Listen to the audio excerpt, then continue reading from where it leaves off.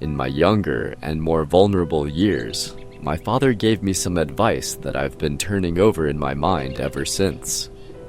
Whenever you feel like criticizing anyone, he told me, just remember that all the people in this world haven't had the advantages that you've had. He didn't say any more, but we've always been unusually communicative in a reserved way, and I understood that he meant a great deal more than that. In consequence, I'm inclined to reserve all judgments, a habit that has opened up many curious natures to me, and also makes me the victim of not a few veteran bores. The abnormal mind is quick to detect and attach itself to this quality when it appears in a normal person, and so it came about that in college I was unjustly accused of being a politician because I was privy to the secret griefs of wild, unknown men. Most of the confidences were unsought. Frequently, I have feigned sleep, preoccupation, or a hostile levity when I realized by some unmistakable sign that an intimate revelation was quivering on the horizon.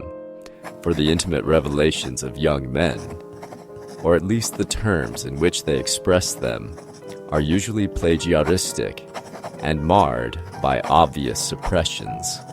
Reserving judgments is a matter of infinite hope.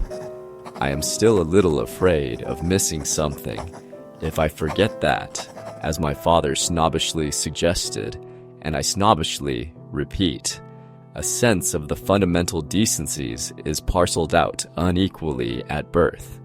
And after boasting this way of my tolerance, I come to the admission that it has a limit. Conduct may be founded on the hard rock or the wet marshes, but after a certain point, I don't care what it's founded on. When I came back from the East last autumn, I felt that I wanted the world to be in uniform and at a sort of moral attention forever. I wanted no more riotous excursions with privileged glimpses into the human heart. Only Gatsby, the man who gives his name to this book, was exempt from my reaction. Gatsby, who represented everything for which I have an unaffected scorn. If personality is an unbroken series of successful gestures, then there was something gorgeous about him, some heightened sensitivity to the promises of life, as if he were related to one of those intricate machines that register earthquakes 10,000 miles away. This responsiveness had nothing to do with that flabby impressionability, which is dignified under the name of the creative temperament. It was an extraordinary gift for hope, a romantic readiness such as I have never found in any other person, and which it is not likely I shall ever find again. No, Gatsby turned out all right at the end. It is what preyed on Gatsby, what foul dust floated in the wake of his dreams, that temporarily closed out my interest in the abortive sorrows and short-winded elations of men. My family have been prominent, well-to-do people in this Middle Western city for 3 generations. The Carraways are something of a clan, and we have a tradition that we're descended from the Dukes of Buccleuch. But the actual founder of my line was my grandfather's brother, who came here in '51, sent a substitute to the Civil War, and started the wholesale hardware business that my father carries on today. I never saw this great uncle, but I'm supposed to look like him, with special reference to the rather hard-boiled painting that hangs in Father's office. I graduated from New Haven in 1915, just a quarter of a century after my father, and a little later I participated in that delayed Teutonic migration known as the Great War. I enjoyed the counter-raid so thoroughly that I came back restless. Instead of being the warm center of the world, the Middle West now seemed like the ragged edge of the universe, so I decided to go east and learn the bond business. Everybody I knew was in the bond business, so I supposed it could support one more single man.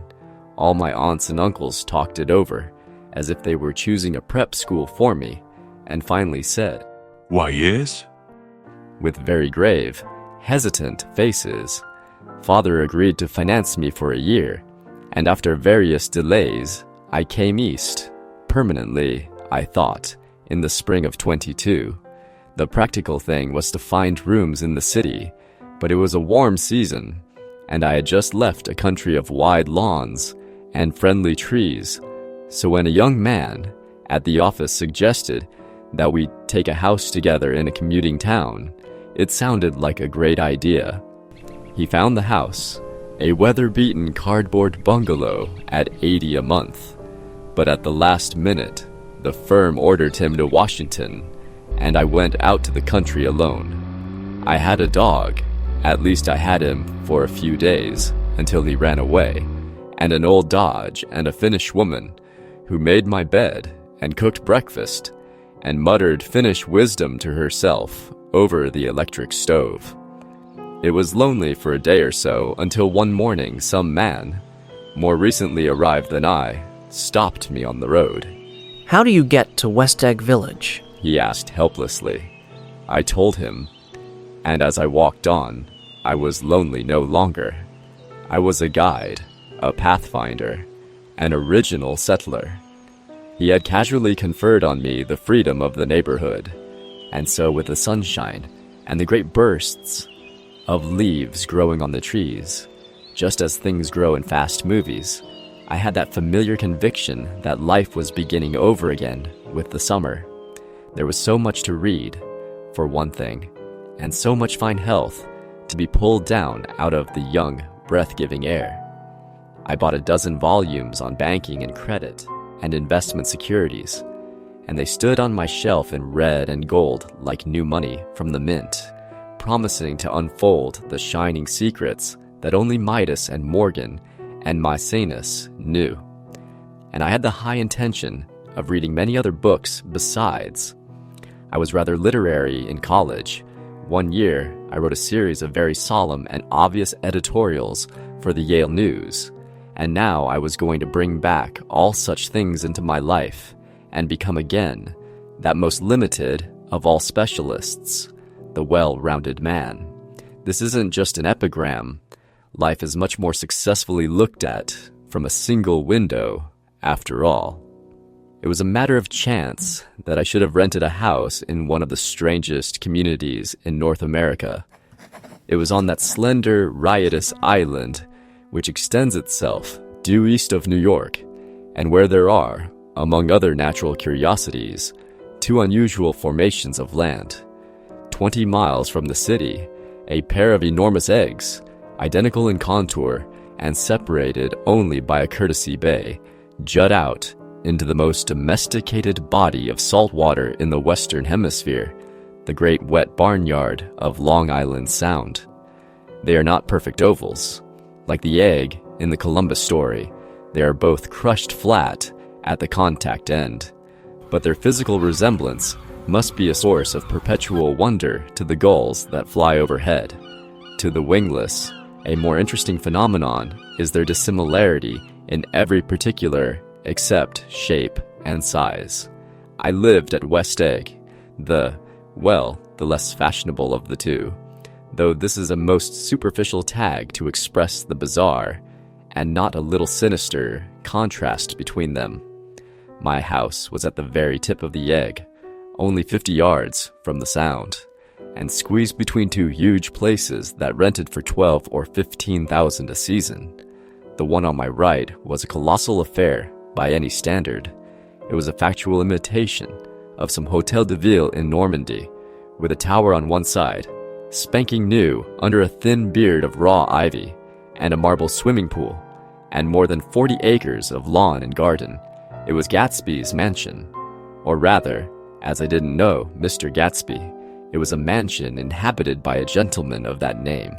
My own house was an eyesore, but it was a small eyesore, and it had been overlooked, so I had a view of the water a partial view of my neighbor's lawn, and the consoling proximity of millionaires, all for $80 a month.